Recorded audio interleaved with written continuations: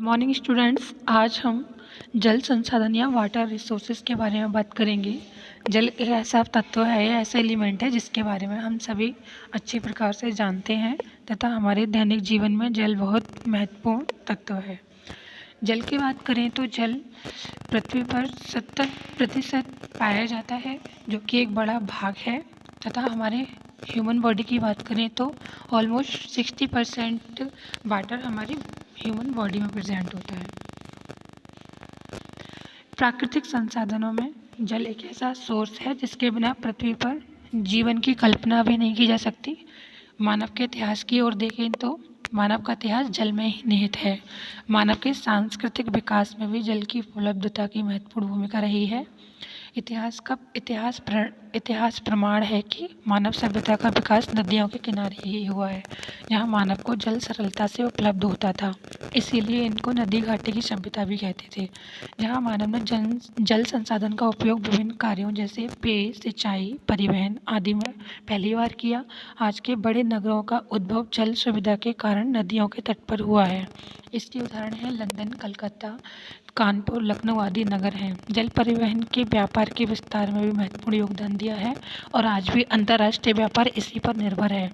जल केवल परिवहन के लिए ही महत्वपूर्ण नहीं है, बल्कि जल में मछलियों का उत्पादन करके विश्व के करोड़ों लोगों की भूख को शांत करता है। इसी प्रकार मानव ने जल स्रोतों का उपयोग सिंचाई और जल विद्युत उत्पादन के लिए करके कृषि एवं औद्योगिक क्षेत्रों में क्रांति पैदा करती है। जल मानव के आंतरिक, वानस्पतिक एवं जीव जंतुओं के लिए भी काफ़ी महत्वपूर्ण है। पृथ्वी तल पर सघन वन विषुवत रेखीय प्रदेशों में पाए जाते हैं, जहाँ प्राय वर्षभर वर्षा होती रहती है। कम वर्षा वाले क्षेत्रों में घास उगती है। जल के अभाव के कारण उष्ण मरुस्थल यानी कि जो कि गर्म डेजर्ट हैं, वहाँ पे वनस्पति कम पाई जाती हैं। पृथ्वी में 40% भाग जल का होता है। वृक्ष में या पेड़ पौधों में 40% पार्ट जो होता है वो जल का होता है। इससे अधिक लगभग 65% भाग मानव शरीर में जल का विद्यमान होता है। यदि वन्य प्राणियों की दिनचर्या को देखें तो पता चलेगा कि वे अधिकतर जल स्रोतों के निकट ही निवास करते हैं।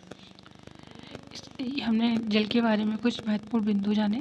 इसके बाद हम जल की संरचना या फिर स्ट्रक्चर ऑफ वाटर के बारे में बात करते हैं। अगर हम रासायनिक दृष्टि से देखें तो जल जो है वो हाइड्रोजन का मोनोऑक्साइड यानी कि H2O, जिसमें 2 भाग हाइड्रोजन के होते हैं और एक मॉलिक्यूल ऑक्सीजन का होता है।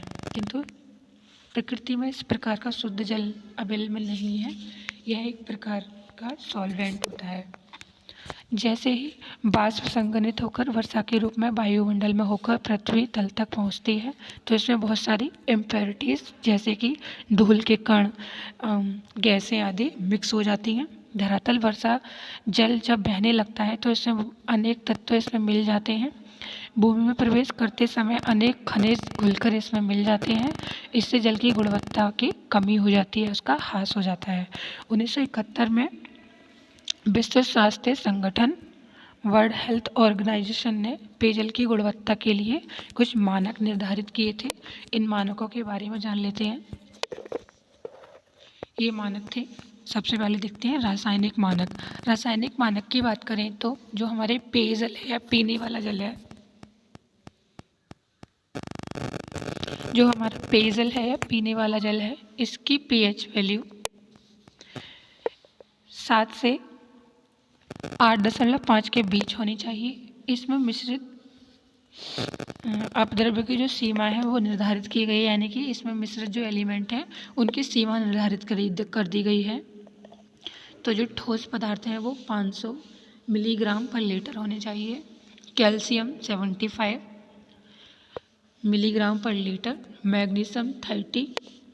इसी प्रकार से इस चार्ट में सारे एलिमेंट्स शो किए गए हैं। सल्फेट 200, लोहा 0.10, क्लोराइड्स 200, मैग्नीज 0.05, तांबा 0.05, जिंक 5, आर्सेनिक 0.05, साइनाइड 0.05, सीसा 0.05, पारा 0.001। इसके बाद अगर हम भौतिक मानक की बात करें तो जो हमारे पीने का जल है वो गंध रहित होना चाहिए, स्वाद रहित होना चाहिए, स्वादहीन होना चाहिए तथा ठंडा होना चाहिए। जैविक मानक की बात करें तो इसमें बैसिलस कोलाई प्रति 100 ग्राम में 1 भी नहीं होना चाहिए। अन्य कोलाई फॉर्म बैक्टीरिया 10 से अधिक नहीं होने चाहिए। बैसिलस कोलाई एक बैक्टीरिया होता है, तो प्रति 100 ग्राम में 1 भी नहीं होना चाहिए। इसके मानक निर्धारित किए गए हैं।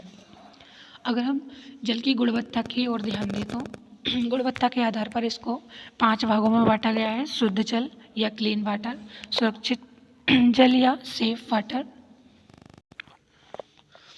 इसके बाद संदूषित जल या कंटामिनेटेड वाटर, 4th नंबर है पॉल्यूटेड वाटर या फिर प्रदूषित जल। शुद्ध जल की बात करें तो जब जल में बहुत सारे अनवांछनीय या अनडिजायरेबल सब्सटेंस मिल जाते हैं तो वो अवांछनीय हो जाता है। तो हमारा जल ऐसा होना चाहिए, उसमें भी ऐसे पदार्थ नहीं मिले होने चाहिए जो हमारे स्वास्थ्य को हानि पहुंचाएं तथा जिसमें कोई भी बुरे एलिमेंट नहीं पाए जाते हैं, उसको हम स्वास्थ्यप्रद जल कह सकते हैं, शुद्ध जल कह सकते हैं। यही प्राकृतिक जल भी कहलाता है। सेफ वाटर की बात करें, सुरक्षित वाटर की बात करें तो ये उपचारित जल के होने के साथ साथ इसमें अवांछनीय पदार्थ नहीं होते हैं। इसके बाद आता है संदूषित जल या कंटामिनेटेड वाटर। इस जल में सूक्ष्म कीटाणुओं की उपस्थिति उसे पॉल्यूटेड कर देती है, कंटामिनेटेड कर देती है। नेक्स्ट है 4th प्रदूषित जल या पॉल्यूटेड वाटर। प्रदूषित तत्वों के जल में मिलने पर जल प्रदूषित हो जाता है या पॉल्यूटेड हो जाता है। इसके बाद हम जल की उपलब्धता की बात करें तो पृथ्वी पर जल का विस्तृत क्षेत्र पृथ्वी का 70% भाग जल से घिरा हुआ है, जो महासागरों के रूप में स्थित है। पृथ्वी की सतह पर 14 अरब घन किलोमीटर जल है, जो 2/3 धरातल को घेरे हुए है। इस जल को 97% भाग महासागर और सागरों में है, किंतु यह जल खारेपन के कारण उपयोग में नहीं लाया जा सकता। शेष 3% में से 3 करोड़ घन किलोमीटर जल को, जो 1.8% है, हिम के रूप में है, यानी कि बर्फ के रूप में है, जो अंटार्कटिका, आर्कटिक, ग्रीनलैंड तथा ऊंचे पर्वतीय भागों में बर्फ के रूप में जमा है। यह भी उपलब्ध नहीं है। केवल 90 यानी कि 90 लाख घन किलोमीटर अर्थात केवल 1.2% जल ही मानव के उपयोग में लाने लायक है। प्रतिवर्ष 5 लाख घन किलोमीटर जल समुद्र से वाष्प के रूप में बदलता है, जिसमें से 1 लाख घन किलोमीटर जल वर्षा, बर्फ और ओस के रूप में पृथ्वी पर पुनः वापस आता है, जिसका भी केवल 10 से 20% भाग ही हम प्रयोग में ला सकते हैं या लाते हैं। इससे स्पष्ट है कि मानव उपयोग के लिए बहुत कम ही जल उपलब्ध है। वर्षा जल का जो भाग धरातल को प्राप्त होता है उसे धरातलीय या भूमिगत जल कहते हैं। धरातलीय जल नदियों, तालाबों या झीलों में पाया जाता है। वर्षा का जल भूमि पर प्रभावित होते समय रंध्रयुक्त चट्टानों में से होकर भूमि में अंदर प्रवेश करता है, जिसे भूमिगत जल या अंडरग्राउंड वाटर भी कहते हैं। इसके भी 2 प्रकार हैं, एक मृदा जल जो मृदा में कुछ गहराई तक पाया जाता है और दूसरा है भूमिगत जल जो गहराई तक चट्टानों में पाया जाता है। धरातलीय मृदा एवं भूमिगत जल की परसेंटेज को देख लेते हैं। नदियों में जो होता है वो 0.014% है। शुद्ध जल की झीलें 0.01% है। लवणीय झीलें 0.1% है। मृदा जल 0.7% है।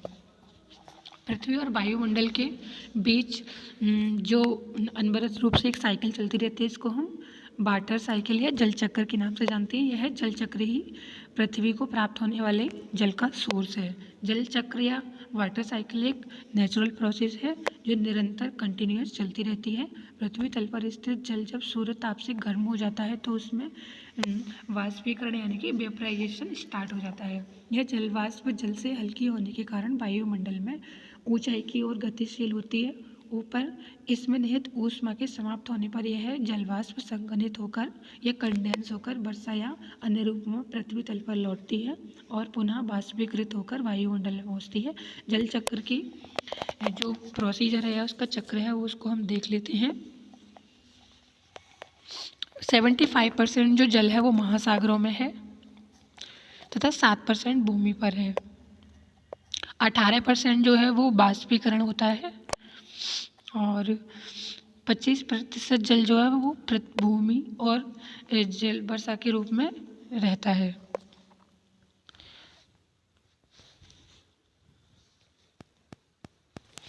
इसके अलावा हम जल की बात करें तो भूमिगत जल 1 किलोमीटर की गहराई तक, अगर हम 1 किलोमीटर गहराई तक भूमिगत जल की बात करें तो ये 48.3% होता है। भूमिगत जल 1 किलोमीटर से अधिक गहराई होने पर 48.3% होता है। इसके अलावा भी जल संसाधन के अलावा भी महासागरीय है तथा इसके सोर्स बहुत सारे हैं, जैसे नदियाँ, ग्लेशियर, झील आदि। इन सभी जगहों पे जल प्रेजेंट होता है। हमारे जो शुद्ध पानी पीने की जो मात्रा है वो केवल 2.792% ही है, जिसमें से 2.15% जो होता है वो ग्लेशियर तथा ध्रुवों पर बर्फ के रूप में जमा है, अर्थात कुल जल का 0.642% यानी कि 0.65% यानी कि 1% से भी कम शुद्ध जल हमें उपलब्ध है पीने के लिए। पानी की उपलब्धता बाष्पीकरण तथा निर्जलन प्रक्रिया से अंतिम रूप से होती है। चार्ल्स एच साउथविक एक वैज्ञानिक थे। इन्होंने अपनी पुस्तक ecology and the quality of the our environment में लिखा है कि यह बाष्पीकरण प्रक्रिया से मिलने वाली मात्रा लगभग 37,000 घन किलोमीटर ही है, अतः पीने के पानी की कमी आज बढ़ती मांग के संदर्भ में कम होने लगी है। Water newsletter IRC the Hague Netherland number 247 फरवरी 1997 ने पानी का विवरण इस प्रकार से बताया है। समुद्रों महासागरों में 97.5%, ग्लेशियर ध्रुवों तथा भूगर्भ नदियों और झीलों में, तथा अगर कुछ शुद्ध जल की बात करें तो ये केवल 2.5% है। तो ये था हमारा सोर्सेज ऑफ वाटर या जल संसाधन या जल की संरचना, वाटर रिसोर्सेज आज का हमारा टॉपिक था। आई होप कि आपको ये वीडियो अच्छा लगा हो। वीडियो को अच्छा लगा हो तो वीडियो को लाइक एंड शेयर, चैनल को सब्सक्राइब कीजिएगा। मिलते हैं नेक्स्ट वीडियो में, तब तक के लिए नमस्कार।